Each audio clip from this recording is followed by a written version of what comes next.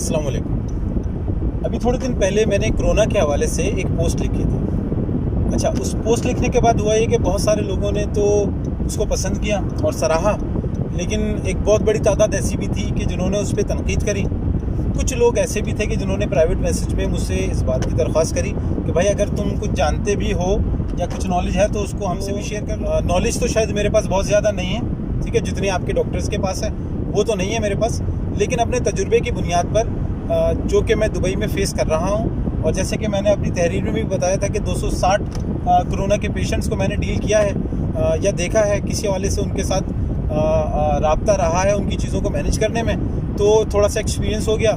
बाकी ये कि चूँकि मैं हेल्थ एंड सेफ्टी मैनेजर के तौर पे दुबई में काम करता हूँ, तो मेरे पास कुछ इन्फॉर्मेशन रहती है, गवर्नमेंट की तरफ से गाइडलाइंस आती रहती हैं। बाकी WHO को हम भी पढ़ते रहते हैं, जहाँ से आपके डॉक्टर्स पढ़ के आप जाएगी गाइड कर। तो मैं लेकिन आपको दुबई की सूरत हाल बता देता हूँ भाई। लॉकडाउन यहाँ पे मुकम्मल खुल चुका है और दुबई में अभी फ़िलहाल किसी भी किस्म का लॉकडाउन नहीं है। सिर्फ दो चीज़ें बंद हैं, पहली मस्जिद है और दूसरे स्कूल हैं, तालीमी इदारे हैं, वो बंद हैं।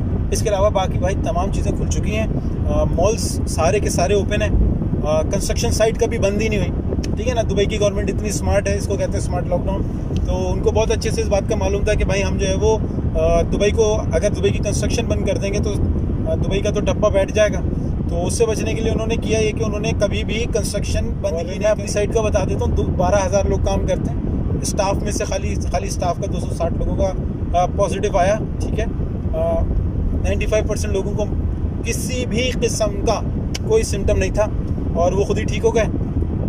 एक मामूली सी तादाद ऐसी थी कि जिनको हल्का सा नज़ला, खांसी, बुखार, जैसे कि आपको उमूमन सर्दियों में या कभी हो जाए, वही था। उससे ज़्यादा तो कुछ भी नहीं था।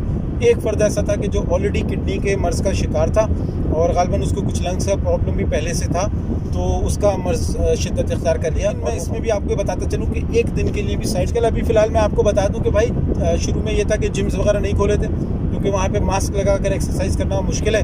तो गवर्नमेंट ने वहाँ पे भी मास्क की रिक्वायरमेंट भी ख़त्म कर दी है।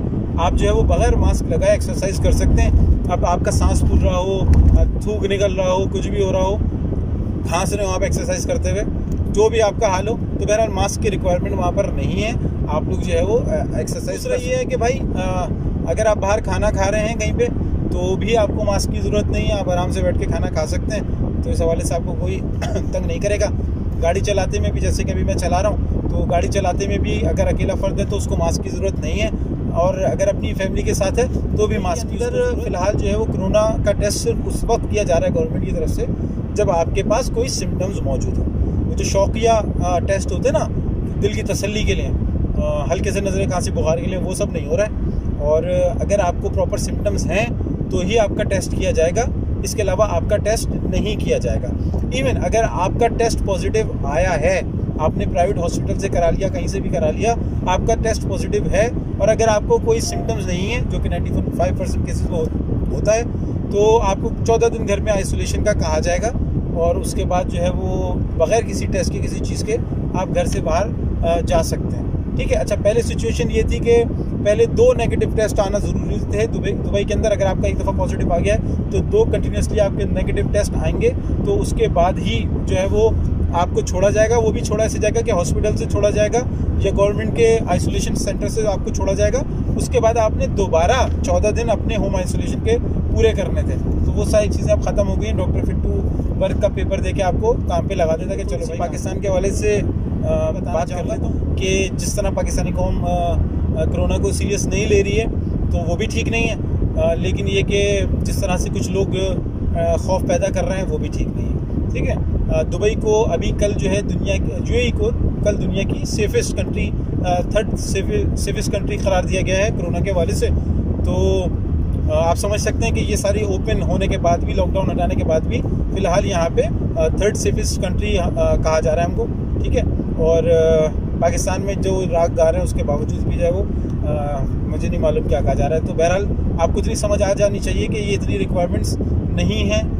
ये मर्ज़ यकीनन ख़तरनाक है, लोग इससे मर रहे हैं, लेकिन पाकिस्तान में कितने लोग मरे हैं? तकरीबन कल तक जो मैंने पढ़ा, आई थिंक 2000 के करीब कुछ लोग मरे हैं दुबई के अंदर अभी तक। UAE के अंदर टोटल पूरे कोई 270 के करीब लोग मरे हैं। आप रेशो कर निकाल लें आबादी के तनासुब के लिहाज से, तो 19-20 बराबर बात है, कोई ख़ास इसके अंदर फ़र्क नहीं है। मरने वालों की तादाद भी तकरीबन आबादी के तनासुब के लिहाज से बराबर होगी। तो ये तादाद चर्चा है पाकिस्तान के अंदर, बड़े ऊंचे ऊंचे सलूट चल रहे हैं कि फ्रंट लाइन मुजाहिद और फ्रंट लाइन ये। तो भाई मुझे तो बड़ा गुस्सा आता है देखकर कि यार ये अजीब सी बात है। यानी मेरे हिसाब से तो पाकिस्तान में सबसे ज़्यादा अगर किसी को प्रोटेक्शन मिलती है काम के दौरान कोरोना के हवाले से तो वो तो डॉक्टर को ही मिलती है। डॉक्टर तमाम बेहतरीन SOPs फॉलो कर रहा है ठीक है ना। N95 मास्क, जो कि इससे आगे तो मेरा नहीं ख्याल कि पाकिस्तान में डॉक्टर्स को भी अभी फ़िलहाल मालूम है कि कोई चीज़ होती है, तो N95 मास्क भी वो यूज़ कर रहे हैं और फेस शील्ड भी यूज़ कर रहे हैं, ग्लव्स भी यूज़ कर रहे हैं, अपने गाउन्स भी यूज़ कर रहे हैं, सोशल डिस्टेंस भी कर रहे हैं। और उसके बाद भी अगर 10-12 लोग मर गए या 4-5 लोग मर गए तो वो, अगर आपको लगता है कोरोना से मरे तो लगता रहे, हमारे हिसाब से वो अपनी मौत से मर गए, क्योंकि बेहतरीन SOPs जो आपके मुताबिक WHO के मुताबिक हो सकती थी वो तो उन्होंने फॉलो कर ली थी। अगर अब तो आपके हिसाब से उनको नहीं मरना चाहिए था, SOPs तो बराबर फॉलो करी थी, ठीक है ना। या तो फिर आप ये कहते हो कि SOPs ही आपकी बर्बाद है, उसका कोई फ़ायदा ही नहीं है कि वो फॉलो करके भी बंदे ने मर जाए। तजुर्बा बता देता हूँ, 2 दफ़ा टेस्ट करवाया कोरोना का, ठीक है। 2 दफ़ा डायरेक्ट कॉन्टैक्ट में था, 1 दफ़ा सिम्टम्स भी थे, शदीद का मर में दर्द था, ठीक है।